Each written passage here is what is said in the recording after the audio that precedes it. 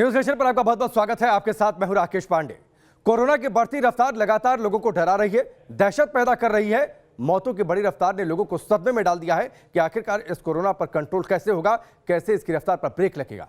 लेकिन इस बार जो सबसे डराने वाली बात है और जो बात सबसे दहशत पैदा कर रही है कि इस बार कोरोना की इस लहर में बच्चे सुरक्षित नहीं है। कोरोना की रफ्तार डरा रही है, लेकिन सबसे बड़ा खतरा जो इस बार सामने है वो ये कि कोरोना की तलवार अब छोटे छोटे बच्चों पर भी लटक रही है। दिल्ली से लेकर सूरत और बेंगलुरु तक अब कोविड के ऐसे मामले सामने आ रहे हैं जिनमें नवजात से लेकर 12 साल तक के बच्चों में कोविड का इन्फेक्शन बढ़ता जा रहा है। कैसे और क्यों मासूमों को लग रहा है वायरस का ग्रहण? किन लक्षणों से पता चलेगा कि घर के बच्चों को कोरोना हुआ है या नहीं? अपने बच्चों को कोरोना से बचाना है तो आज न्यूज नेशन आपको बताएगा एक एक डिटेल, क्योंकि बात बच्चों की है।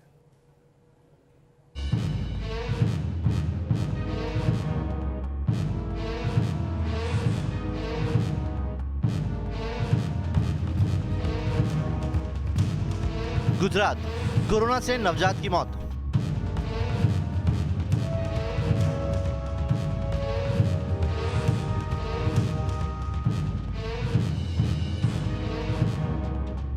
कर्नाटक, 15 दिन में 2000 बच्चों को कोरोना।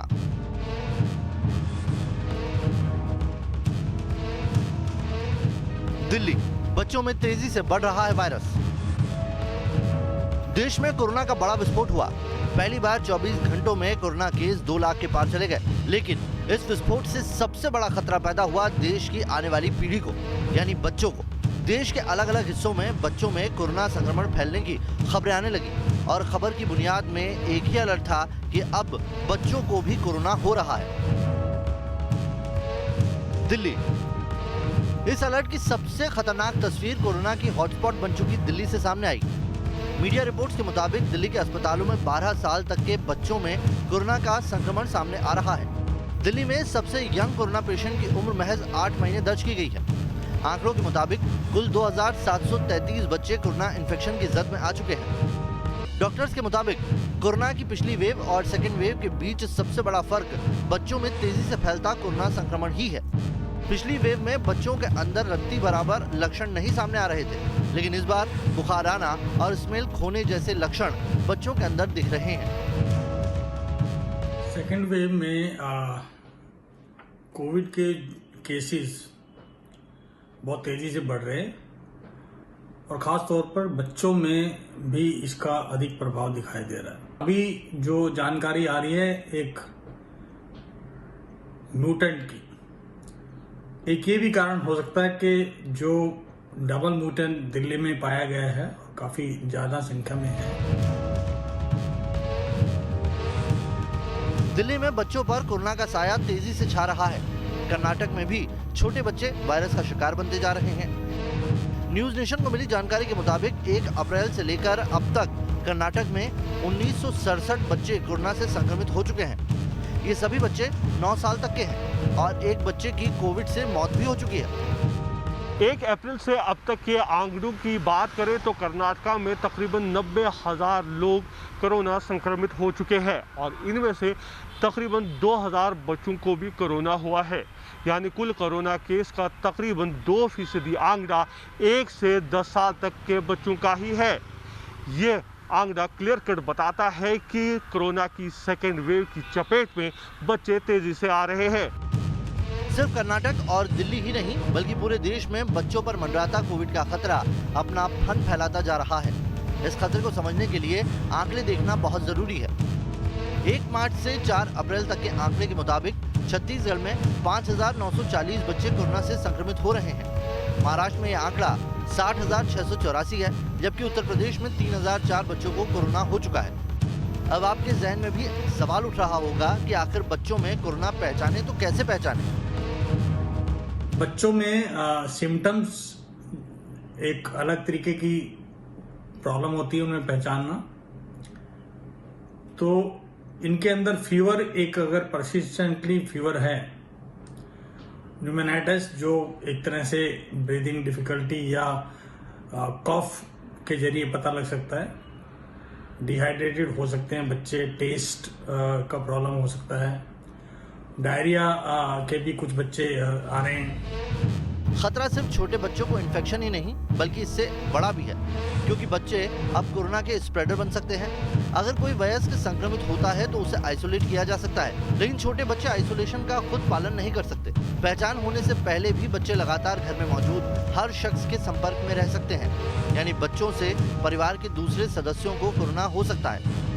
लगातार मास्क पहने रखना, हाथ बार बार धोना या फिर सोशल डिस्टेंसिंग का पालन करना, ये सब छोटे बच्चों को समझाना बेहद मुश्किल है। इसीलिए जरूरी है कि अब माता पिता अपने बच्चों पर नजर रखें, उन्हें इन्फेक्शन के खतरे से दूर रखें, ताकि हमारा आने वाला कल कोरोना के डेंजर से बच सके। Team news nation.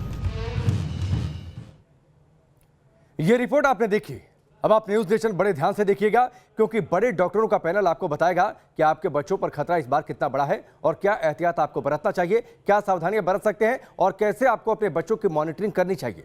Doctor Swati Maheshwari हमारे साथ जुड़ी है, जो कि सीनियर फिजिशियन है, doctor Deepali Bhardwaj senior physician, doctor Ravi मले जो कि फेमस चाइल्ड स्पेशलिस्ट हैं, वो भी हमारे साथ जुड़े हुए हैं। सबसे पहले डॉक्टर रवि, मैं आपके पास आता हूं।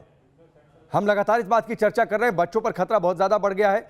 इस स्ट्रेन में, इस लहर में खतरा कितना बड़ा है? डेफिनेटली खतरा बहुत है। मैं आपको पूरी परिस्थिति बताता हूं किस तरह की है। हमारे जो कुछ स्ट्रेन्स आए हैं, जैसे बी 1.1.7 या बी 1.1.67, ये जो दो स्ट्रेन्स आए हैं, ये स्ट्रेन्स जो हैं ये बच्चों को ज्यादा प्रभावित कर रहे हैं, इफेक्ट कर रहे हैं, और डबल म्यूटेंट स्ट्रेन भी बच्चों में इफेक्ट कर रहा है। अब चिंता का विषय एज अ चाइल्ड स्पेशलिस्ट या पीडियाट्रिशियन मेरा ये है कि हमारे बच्चों की पॉपुलेशन बहुत बढ़ गया। अगर 18 साल से छोटे बच्चों की बात करें तो 41% हमारी जो पॉपुलेशन है वो बच्चों की है, और इतनी बड़ी पॉपुलेशन अभी तक वैक्सीनेटेड नहीं है, और इस धरती के ऊपर इनके लिए कोई वैक्सीनेशन अभी उपलब्ध भी नहीं है और आने वाले 3-4 महीने में नहीं आएगी। तो एक तो ये पॉपुलेशन वल्नरेबल है। दूसरी चीज है, जैसे जैसे एडल्ट्स वैक्सीनेट होते जाएंगे, वायरस अपनी म्यूटेशन करके बच्चों की तरफ जा सकता है, और अब उसने जाना भी शुरू कर दिया। आपने पैकेज में दिखाया कि दिल्ली में सबसे छोटा बच्चा 8 महीने का डायग्नोज हुआ है, 4 महीने का बच्चा तो मैंने ही डायग्नोज किया है। तो ये बच्चों के अंदर जो है ये प्रभाव बढ़े जा रहे हैं, क्योंकि मैं कोविड का हॉस्पिटल भी चला रहा हूँ और हमारे पास बहुत सारे कोविड के पेशेंट्स एडमिटेड हैं। लेकिन अभी भी मैं बताऊं तो आंकड़े अभी आने वाले टाइम में आएंगे, लेकिन अभी भी बच्चों के ऊपर प्रभाव पड़ना तो शुरू हो गया है, लेकिन एकदम से रैंपेंट महामारी अभी नहीं शुरू हुई है बच्चों के अंदर, लेकिन आने वाले समय में दिक्कत हो सकती है।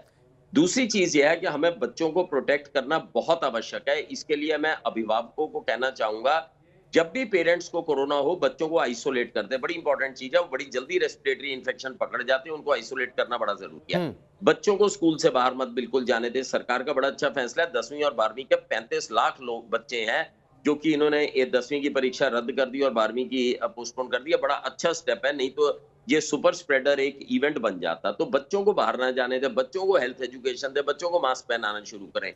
2 साल से बड़े बच्चे मैंने देखा, अपने क्लिनिक्स में भी देखा। डॉक्टर रवि, मैं थोड़ा सा आपको इंटरप्ट कर रहा हूं। दरअसल खतरा बड़ा है और बच्चों की बातचीत है। बच्चों को कुछ हो जाए तो हम लोग परेशान हो जाते हैं, घर में माँ बाप परेशान हो जाते हैं। इसीलिए हमने शुरू में अपील की कि जितने लोग न्यूज़ नेशन इस वक्त देख रहे हैं वो बड़े ध्यान से देखें, क्योंकि ये बच्चों की बातचीत है। नेशनल सेंटर फॉर डिजीज के जो आंकड़े हैं, जो इस बार परसेंटेज बढ़ा है, कुल मरीजों में से 4.42% जो संख्या है वो 10 साल से कम उम्र के बच्चों की है। साथ ही जो मरीज हैं उनमें से करीब 10% 11 से 18 साल के बच्चे हैं। तो ये जो एज ग्रुप में चेंज हुआ है ये ज्यादा खतरनाक है, जिसका आप जिक्र भी कर रहे हैं। डेफिनेटली अभी जो आंकड़े आ रहे हैं वो ये आ रहे हैं कि 11 से 17 साल के बच्चे जो हैं वो मैक्सिमम अफेक्ट हो रहे हैं, जबकि हम छोटे बच्चों को भी डायग्नोज करते हैं। दूसरा आंकड़ा आपको बताऊं, वर्ल्ड ओवर जब पिछली बार क्लासिकल कोरोना आया था, केवल 2% जो शेयर है वो लेस देन 18 ईयर्स वालों ने लिया था कोरोना के अंदर, क्योंकि बहुत कम है। लेस देन 18 ईयर अगर वर्ल्ड ओवर देखें तो 35% की पॉपुलेशन है, लेकिन इन्होंने केवल 2% अपना शेयर लिया कोरोना में। तो आप इमेजिन कर सकते हैं पिछले कोरोना ने काफी ज्यादा प्रोटेक्टिव अपना बिहेवियर दिखाया था बच्चों के लिए। लेकिन अभी के जो आंकड़े आ रहे हैं वो 8% के करीब आंकड़े आ रहे हैं, और 2.7% की मोर्टेलिटी रेट भी आ रही है, मृत्यु दर भी आ रही है। बच्चों में एक चीज और बताऊं, थोड़े सिम्टम्स भी डिफरेंट होते हैं। आपके माध्यम से मैं पेरेंट्स को बताना चाहूंगा, अगर आपका बच्चा लूज मोशंस या नोजिया या फीवर या किसी तरह का वॉमिटिंग इनसे प्रेजेंट करे, तो ये सिम्टम्स जो है बच्चों में ज्यादा आ रहे हैं, यानी पेट में दर्द होना, वॉमिटिंग होना, लूज मोशंस होना। तो इस पे भी थोड़ा सा ध्यान रखें कि कोरोना हो सकता है। बड़ों और बच्चों के सिम्टम्स में थोड़ा बहुत फर्क रहता है, लेकिन ये ध्यान रखना बड़ा जरूरी है और बच्चों को प्रोटेक्ट करके रखना बहुत बहुत आवश्यक है, क्योंकि आने वाली वेव जो है वो बच्चों में आ सकती है। ठीक है डॉक्टर रवि, मैं थोड़ा सा और सिम्टम पर बातचीत करूंगा और ये भी जानने की आपसे कोशिश करूंगा कि इसको डायग्नोज कैसे करें, कैसे पहचानें कि बच्चे को, क्योंकि देखिए मौसम बदल रहा है, मौसमी बीमारियां भी हैं, आमतौर पर वायरल फीवर्स भी हो रहे हैं, इस पर भी मैं आपसे बातचीत करता हूं। लेकिन डॉक्टर स्वाति, एक सवाल यह है कि अगर मान लीजिए बच्चे को घर में कोरोना हो जाए या फिर अगर स्ट्रांग इंट्यूशन इस बात को लेकर है कि कोरोना है, तो क्या करें?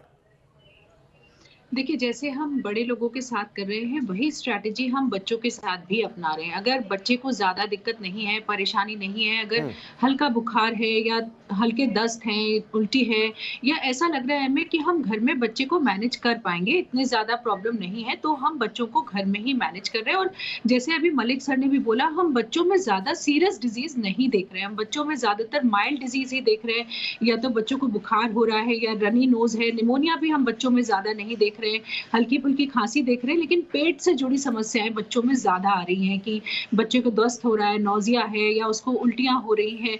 तो इसलिए बच्चों में हम अभी तक, अगर मैं कहूँ तो ज़्यादातर हम सब लोगों को घर पे ही मैनेज कर पा रहे हैं। बस आपको बच्चों को डॉक्टर से संपर्क करके दवाइयाँ देनी है, उनको अच्छी डाइट देनी है। ये ध्यान रखना है कि वो डिहाइड्रेटेड ना हो, क्योंकि बच्चों के साथ सबसे ज़्यादा दिक्कत ये होती है कि बच्चे पानी अच्छी मात्रा में नहीं पीते, और फीवर जब होता है, बुखार जब होता है, नौजिया वॉमिटिंग, डायरिया होता है, तो हमारी बॉडी से बहुत ज़्यादा पानी का लॉस हो जाता है, फ्लूइड का लॉस हो जाता है। तो अगर पेरेंट्स एग्रेसिवली उसको रिप्लेस कर पाएँ, अगर वो ये समझ पाएँ कि हाँ, हमें बच्चे को तरल पदार्थ ज़्यादा देने हैं, हम उसके बॉडी को हमें रिप्लेनिश करना है, उसका जो वाटर सिस्टम है, तो फिर बच्चे आसानी से हम घर पर ट्रीट कर पा रहे हैं और इतने ज्यादा घबराने की बात नहीं। ठीक है डॉक्टर दीपाली, यही सवाल आपसे, क्योंकि देखिए हर बच्चों का नेचर अलग होता है। कई बार बच्चे बहुत सारी चीजें खाना पसंद नहीं करते हैं, कई बार उन्हें खिलाना बड़ा मुश्किल हो जाता है, तो करें क्या, एहतियात क्या बरतें घर में?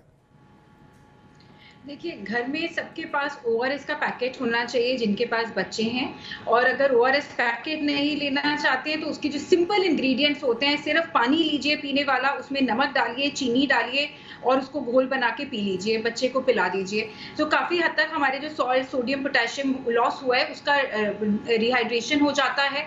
केले को बिल्कुल मैश करके बना दीजिए। केले में फाइबर्स होते हैं जो हमारे लंग्स की ताकत भी बढ़ाते हैं। जैसे doctor Swati, doctor Malik sir ने भी कहा कि ये घबराने की बात नहीं है बच्चों को लेके कि बच्चों में लक्षण आ रहे हैं, मगर समय से उसको पकड़ना, बच्चे को आइसोलेट करना, टेस्ट करना, उसका ट्रीटमेंट कराना जरूरी है। सरकारी हेल्पलाइन नंबर्स पे भी फोन कर सकते हैं अगर ज्यादा सिम्टम्स नहीं है, ना कि अस्पताल जाएं, क्योंकि वायरस हमसे ज्यादा स्मार्ट है। वायरस म्यूटेट करे जा रहा है। डॉक्टर साहब ने स्ट्रेन्स के नाम भी बताए, मगर मैं ये नहीं समझती कि आम जनता को स्ट्रेन्स के नाम समझने की, पढ़ने की जरूरत है। बट ये वायरस वाकई हम इंसानों से ज्यादा स्मार्ट है। जब वैक्सीन टीकाकरण शुरू हुआ, लोग सोचते रहे लें ना लें, कौन सी लें, मगर वैक्सीन ने ऑलरेडी रूप बदल लिया है। इसीलिए कृपया करके अपने घर के अंदर रहें, बच्चों का ध्यान रखें। वैक्सीन मास्क है, मास्क हमेशा अपने साथ रखें और पहने जब भी आप तन की दूरी नहीं कर पा रहे। ठीक है डॉक्टर रवि, चूंकि कई सारे बच्चे आपके संपर्क में आते हैं, आप उनको देखते हैं, आप हॉस्पिटल भी रन कर रहे हैं जिसका आपने जिक्र किया, क्या अगर किसी बच्चे में कोरोना होता है तो तुरंत अस्पताल लेकर जाने की ज़रूरत है? और एक चीज़ और मैं इसमें ऐड करना चाहूँगा, मल्टीसिस्टिक इन्फ्लेमेटरी सिंड्रोम की बातचीत आजकल काफ़ी ज़्यादा हो रही है, काफ़ी ज़्यादा चर्चा हो रही है। अगर ये बच्चे में दिख रहा है तो तुरंत हॉस्पिटल लेकर जाएं। बिल्कुल, मल्टी सिस्टम इन्फ्लेमेटरी सिंड्रोम जो है वो बच्चों के अंदर जो कोविड से रिकवर होते हैं उनके अंदर हो जाता है। अगर इसका प्रॉपर ट्रीटमेंट ना किया जाए तो ये जानलेवा भी हो सकता है। इसके अंदर मल्टी सिस्टम इन्फ्लेमेटरी सिंड्रोम जो है कावासाकी डिजीज की तरह के इसके सिम्टम्स होते हैं। इसके अंदर जो है चेहरे पे लालिमा आ जाती है, आंखों में काफी लालिमा आ जाती है, जिसको कहते हैं कि ब्लडी आई हो जाती है, स्ट्रॉबेरी टंग हो जाती है, टंग जो है वो सोलन हो जाती है, मुंह अंदर से पक जाता है, स्टोमेटाइटिस हो जाती है और रैशेज आ जाते हैं बॉडी में तरह तरह के। और अंदर भी अगर हम बॉडी के अंदर देखेंगे तो काफी ऑर्गन्स के ऊपर इसके इफेक्ट होने शुरू हो जाते हैं और इसके लिए स्पेसिफिक तरह की मेडिसिन हम देते हैं जिससे कि बच्चे रिकवर कर जाते हैं। ये मल्टी सिस्टम इन्फ्लेमेटरी सिंड्रोम जो है ये बड़ों में नहीं होता है, केवल और केवल बच्चों में होता है और इसके लिए हमें जागरूक रहना बड़ा जरूरी है। और जनरली ये तब होता है जब कोविड के पेशेंट्स या बच्चे जो है वो रिकवरी पाथ के ऊपर आ जाते हैं, तब होता है। दूसरी चीज ये बताना चाहूंगा कि ये ऐसा नहीं है कि जैसे ही बच्चे को कोविड डायग्नोज हुआ हम लोग एडमिट करें। बेटर ये रहता है कि आप अपने पीडियाट्रिशियन के साथ में चाहे टेली कंसल्टेशन कर लें, क्योंकि बच्चों को एक्सपोज करने की जरूरत नहीं, या उनके पास जाके एक बार कंसल्ट कर लें ताकि आपका पीडियाट्रिशियन ये देख ले कि उसके अंदर किसी किस्म के डेंजर साइंस तो नहीं है। आप डेंजर साइंस में बताना चाहूंगा, कभी भी आपको लगे कि आपके बच्चे को कोरोना डायग्नोस्ड है और टेस्ट में पॉजिटिव आया हुआ है, कभी भी लगे कि बच्चा जो है लिम्प है या ड्राउजी है या बच्चे के होंठ और नेल्स जो हैं वो थोड़े नीले पड़ने लग गए हैं या बच्चा जो है हाई ग्रेड फीवर के अंदर आ गया या बच्चे की पसली ज्यादा चलने लगी है, सांस तेज चलने लगी है, तब एक चीज है। मैं इसमें एक चीज ऐड करता हूं डॉक्टर रवि, एक चीज ऐड करता हूं, जो कोविड के वेरिएंट है, डबल कोविड वेरिएंट है, क्या ये एक वजह है बच्चे इतने रिस्क जोन में हैं इसके लिए? डेफिनेटली, क्योंकि कोविड ने अपना रूप प्रतिरूप थोड़ा बदल लिया है, तभी ये बच्चों, क्योंकि पुराना अगर कोविड होता तो उसने तो बच्चों को इफेक्ट नहीं किया, जनरली बच्चों को एसिम्प्टोमेटिक इन्फेक्शन रही है, लेकिन अब बच्चों के केसेस बढ़ गए हैं और थोड़ा एग्रेसिव भी होने लग गया। डेफिनेटली कोरोना वायरस ने अपना रूप प्रतिरूप बदल लिया है। जब भी वायरस मल्टीप्लिकेशंस करता है तो कुछ गलतियां करता है जिसको म्यूटेशन कहते हैं, और वायरस इस तरह की म्यूटेशंस करता है, चालाकी करते हैं, क्योंकि वायरस को भी सर्वाइव करना है, तो वो इस तरह की म्यूटेशंस करता है कि वो ऐसी पॉपुलेशन के पास जाना शुरू कर दे जो बिल्कुल पॉपुलेशन अभी अनटच्ड है, जैसे हमारे बच्चे अभी अनटच्ड हैं और वो वल्नरेबल हैं। तो वायरस की पूरी कोशिश होगी कि मैं इस तरह से म्यूटेट हो जाऊं कि इन बच्चों में जाऊं। बच्चों में एक दो चीजें अच्छी भी हैं। ठीक है डॉक्टर, अभी मैं आता हूं। वायरस अगर इतना चालाक है डॉक्टर स्वाति, तो क्या बच्चों को होम आइसोलेशन में रखा जाए, ये सलाह दी जा सकती है? देखिए, बच्चों को होम आइसोलेशन में ही ज्यादातर रखा जाता है, लेकिन जैसे अभी मलिक सर ने भी बोला कि कुछ डेंजर साइंस हैं, कुछ ऐसे सिम्टम्स हैं। अगर आपका बच्चा ठीक है, घर में ट्रीटमेंट ले रहा है, पीडियाट्रिशियन से आप ट्रीटमेंट करा रहे हैं, लेकिन अगर आपको लग रहा है कि बच्चा जो है गफलत में है या बच्चा आपको ऐसा लग रहा है कि बेहोश सा दिख रहा है या आप जो बात उससे कर रहे हैं वो ठीक से उसका जवाब नहीं दे रहा है, ज्यादा सोता जा रहा है, उठ ही नहीं रहा है, बिल्कुल भी खाना नहीं खा रहा है ठीक से, या आपको दिख रहा है कि बच्चा जो है उसके हाथ पैर नीले पड़ रहे हैं या उसकी पसलियां बहुत ज्यादा चल रही हैं या उसका हार्ट रेट बहुत ज्यादा हो रहा है, तो ऐसी स्थिति में जरूर आपको तब तुरंत ये सोचना है कि अब बच्चे को ज्यादा हॉस्पिटल ट्रीटमेंट की जरूरत है, तो आप उधर का रुख करना जरूरी हो जाता है। तो बच्चों को आप आराम से घर में ट्रीट कर सकते हैं, लेकिन आपको सतर्क रहने की जरूरत है। आपको ये देखने की जरूरत है कि बच्चा ठीक हो रहा है या उसकी हालत और बिगड़ रही है, तो उस तरफ ध्यान दें। और साथ ही में देखिए, बच्चों को इस वक्त अच्छी डाइट देना बहुत ज्यादा जरूरी है और बच्चों को हाइजीन सिखाना बहुत ज्यादा जरूरी है। निश्चित तौर पर हाइजीन तो सबके लिए जरूरी है, हाइजीन तो सबके लिए जरूरी है और लगातार इस बात की हम अपील भी कर रहे हैं कि लोग सतर्क रहें, हाइजीन का खास तौर पर ध्यान रखें। लेकिन डॉक्टर दीपाली, एक बड़ा सवाल जिसका जिक्र सबसे पहले डॉक्टर रवि मलिक ने कर दिया कि बच्चों के लिए टीका नहीं है, तो उन्हें बचाएं कैसे, कैसे उन्हें एक्स्ट्रा इम्यूनिटी दें? अपनी डाइट अच्छी करें। बच्चों को इस वक्त जितना आप दाल, जो मतलब 4 साल से बड़े जो थोड़े से एडोलेसेंस की तरफ जा रहे हैं, उनको अपनी डाइट पे बहुत ध्यान देना चाहिए, इम्यूनिटी बढ़ानी चाहिए। छोटे बच्चों के लिए भी अश्वगंधा गिलोय की पाउडर और गोलियां, एप्पल सिडार विनेगर की कैसी गोलियां आ गई हैं खट्टी सी, तो वो अपनी डाइट को बेटर करें। केला बहुत अच्छी चीज़ है, टमाटर बहुत अच्छी चीज़ है, नींबू बहुत अच्छी चीज़ है और ये बहुत सस्ती और हर घर में घुस जाती वाली चीज़ है। हम जैसे लोग जिनके पास घर के सर के ऊपर छत है, उन्हें अपने गार्ड्स, ड्राइवर्स, ऐसे लोगों को जिनके घर में बच्चे, ये सब चीज़ें हर हफ्ते लेके देनी चाहिए। मगर बहुत ज़रूरी है कि हम सब सतर्क रहें।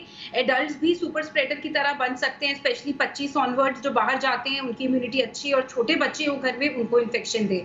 इसीलिए बहुत ध्यान देना है, और छोटे बच्चों के लिए भी और बुजुर्ग के लिए भी।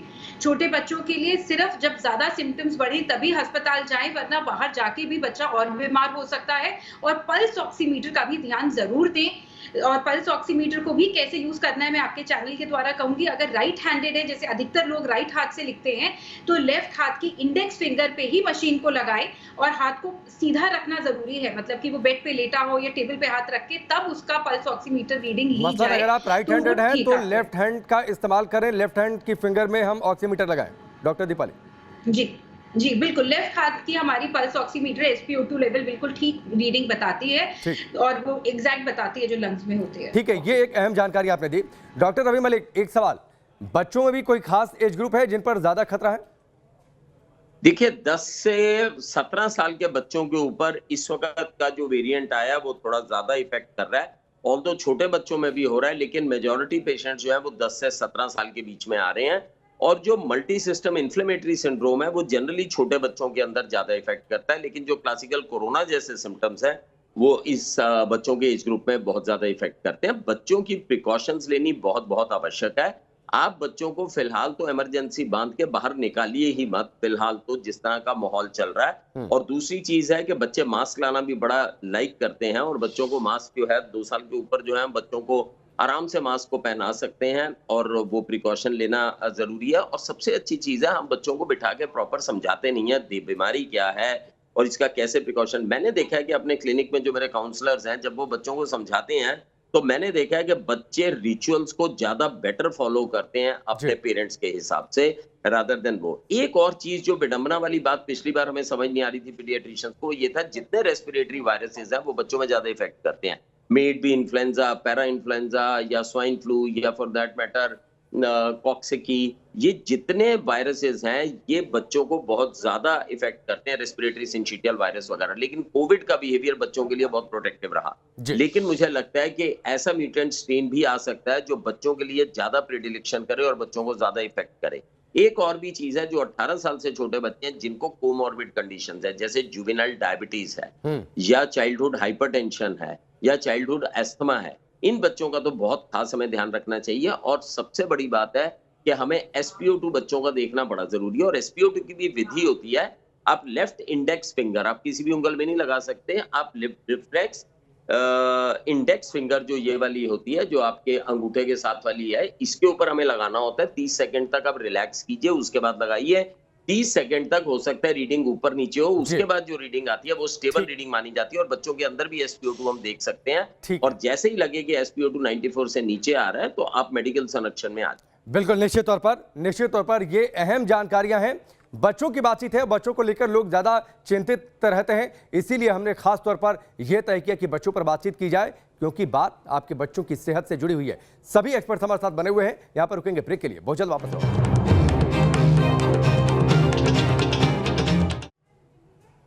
ब्रेक के बाद चलिए आगे बढ़ते हैं। एक बार फिर से लगातार बड़ी कवरेज, आखिरकार बच्चों को कैसे बचाएं, क्योंकि इस बार डबल वेरिएंट होने की वजह से सबसे ज्यादा खतरा बच्चों पर बताया जा रहा है। ऐसे में बच्चों का ध्यान कैसे रखें, क्या उन्हें खिलाएं पिलाएं, और कब जरूरत ये महसूस हो कि उनका टेस्ट कराएं, या फिर उनका ध्यान रखें, या फिर उन्हें हॉस्पिटल ले जाने की जरूरत हो तो लेकर जाएं। डॉक्टर स्वाति महेश्वरी और साथ ही डॉक्टर दीपाली दोनों हमारे साथ जुड़ी हुई हैं, सीधे उनका रुख करते हैं। डॉक्टर स्वाति, एक सवाल ये, आखिरकार बच्चों को क्या खिलाएं अगर उन्हें संक्रमण हो जाता है, क्योंकि तमाम देखिए एक साथ से हम लगातार बातचीत कर रहे हैं कि बड़े लोगों को क्या खाना चाहिए, इम्यूनिटी कैसे बूस्ट करें, क्या बच्चों के लिए भी वही सारे नियम या फिर कुछ खास जिससे उन्हें ज्यादा फायदा हो? देखिए, अभी डॉक्टर दीपाली ने बताया था कि बच्चों को हमें फ्रूट्स और वेजिटेबल्स देना बहुत ज़रूरी है। साथ में आप च्यवनप्राश बच्चों को दे सकते हैं।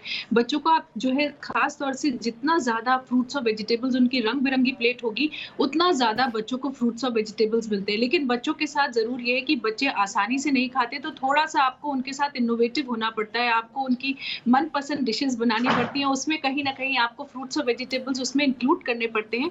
और सबसे अच्छी बात है, देखिए, बच्चों को जब आप समझाते हैं तो उनको अच्छे से समझ में आता है कि ये चीजें जो हैं, हमें आप बहुत सारे तरीके से समझा सकते हैं कि आपको लंबा करेगा, आपको तंदुरुस्त बनाएगा, आपका स्टेमिना अच्छा होगा, आप अच्छा खेलेंगे, आप बेहतर भाग पाएंगे। तो ये सब चीजें अगर हम बच्चे को उस तरह से समझाएं तो बच्चों को समझ में आता है और बच्चे उसकी अहमियत को समझते हैं और उसको खाना सीखते हैं। तो ये बहुत जरूरी बात राकेश जी, मैं यहाँ ये भी बताना चाहूंगी कि अगर मदर पॉजिटिव है कोरोना से और वो अपने बच्चे को दूध पिला रही थी, ब्रेस्ट फीड कर रही थी, तो ऐसी स्थिति में भी आप अपने बच्चे को कंटिन्यूअसली ब्रेस्ट फीड कर सकते हैं। आपको बस ये ध्यान रखना है कि आप मास्क लगाएं, आप अच्छे से अपने हाथों को सैनिटाइज करें या साबुन और पानी से धोएं जब आप बच्चे को दूध पिलाएं उससे पहले। या अगर आपको ऐसा लगता है कि आपको ज्यादा बुखार है और आप बैठ करके बच्चे को दूध नहीं पिला पाएंगे, तो ऐसी स्थिति में आप ब्रेस्ट पंप का इस्तेमाल कर सकते हैं। अपने दूध को निकाल करके रख सकते हैं और फिर वो किसी कोई और घर का सदस्य जो है बच्चे को पिला सकता है। तो ये एक बहुत जरूरी चीज है, क्योंकि अक्सर हम देखते हैं कि जब मदर्स पॉजिटिव आती है तो वो ये सवाल हमसे पूछती है कि क्या आप हम अपने बच्चे को दूध पिलाएं या नहीं पिलाएं, या उसे अलग रखें अपने से। ये तो माताओं की बातचीत, सेम रूम में भी रख सकते हैं। जी हाँ, क्योंकि देखिए एक बहुत बड़ी कंसर्न आ जाती है, क्योंकि अब हम इन्फेंट्स में भी, यानी कि नवजात शिशु में भी कोरोना होते देख रहे हैं, तो माओ को बहुत ज्यादा डर आ गया है मन में कि क्या हम बच्चे को दूध पिलाएं या नहीं पिलाएं। तो ये भी लोगों के लिए जानना बहुत जरूरी है। सवाल डॉक्टर दीपाली आपसे इसी को लेकर, अगर बच्चा इन्फेंट नहीं है, नवजात नहीं है, 10 साल 12 साल या 15 साल तक की उम्र का बच्चा है, कुछ खास डाइट में बदलाव करने की जरूरत है? देखिए, मेरा ये मानना है कि हमारे लंग्स को जो अच्छा करते हैं वो हाई फाइबर डाइट करती है। केला हर घर, हर भारतीय खरीद सकता है। वॉलनट, अखरोट भी कोई बहुत महंगी चीज नहीं है। अश्वगंधा, गिलोय का पाउडर, आप जैसे डॉक्टर स्वाति ने भी कहा, बच्चों के लिए आपको थोड़ा क्रिएटिव होना पड़ेगा। तो जो भी आप दे रहे हो, दाल दे रहे हो या चिकन दे रहे हो, बटर चिकन दे रहे हो, जो भी आप अपने बच्चे को घर बना के दे रहे हो, उसमें 1 चुटकी अश्वगंधा, गिलोय का मिक्सचर आप डाल सकते हैं। च्यवनप्राश कड़वा भी लगता है बच्चे को, तो उसके साथ आप एक टॉफी दे सकते हैं। मगर बहुत जरूरी है कि लंग्स की शक्ति बढ़ाने के लिए बच्चों से डीप ब्रीदिंग एक्सरसाइज कराई जाए। अगर आपके आसपास कोई नजदीकी पेड़ हो जो आपका लॉकडाउन जैसी स्थिति को नहीं ब्रेक करता, सोशल डिस्टेंसिंग नहीं खराब करता, तो उसके पास जाके या घर के अंदर ऑक्सीजन देने वाला प्लांट आप रख सकते हो। एलोवेरा, मदर्स टंग, 150-300 रुपए का पौधा होता है, वो पौधा रख के वहां पे पूरी फैमिली डीप ब्रीदिंग की एक्सरसाइजेस बच्चों की आदत बना सकते हैं कि उनके फेफड़ों को ज्यादा खोला जाए। ठीक है, चलिए बहुत बहुत शुक्रिया हमसे जुड़ने के लिए डॉक्टर दीपाली आपका, डॉक्टर स्वाति महेश्वरी आपका भी हमसे जुड़ने के लिए। आप लोगों ने बड़े आसान शब्दों में बताया कि बच्चों का ध्यान कैसे रखा जाए, अगर संक्रमण हो जाता है तो कब उन्हें अस्पताल लेकर जाने की जरूरत है, या फिर क्या वो उपाय करें जिनसे बच्चों को संक्रमण के खतरे से बचा कर रखें। ये निश्चित तौर पर फायदे की बात है उन पेरेंट्स के लिए जो इस वक्त न्यूज़ नेशन देख रहे थे।